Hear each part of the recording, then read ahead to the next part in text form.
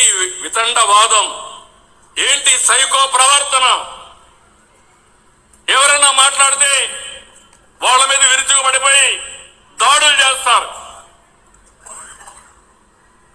ఏమీ అనకుండా ఒక పేపర్ మీద ఇంత రాద్ధాంతం చేస్తున్నావే, ఏమీ అనకుండా ఒక పేపర్ మీద ఇంత రాద్ధాంతం చేస్తున్నావే. సాక్షాత్తు ముఖ్యమంత్రి చంద్రబాబు నాయుడు గారు అనే మాటలకు ప్రజలు కూడా నివ్వెరపోతున్నారు. ఇప్పుడు వామ్మో అంటున్నారు. ఒక పత్రిక పైన ఎందుకు అంత ప్రేమ అని అంటున్నారు.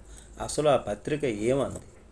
రేపు జగన్మోహన్ రెడ్డి మీ భార్యలు కారని చెబితే గుడ్డిగా నమ్మేసి కట్టుకున్న దాన్ని చెల్లిగా భావించి పెళ్లి సంబంధాలు చూడడానికి కూడా వెన్నుముక లేని బ్యాచ్ వైసీపీలో తయారైంది అని ఇట్లాంటి రాతలు ఎన్నో రాతలు రాశారు కదా. అయితే మరి ఇవి ఏమి రాతలు, ఇవి ఏమనాలి వీటిని అని ఇప్పుడు వైసీపీ నేతలతో నాయకులతో పాటుగా ప్రజలు కూడా ఈ విధంగా భావిస్తున్నారు.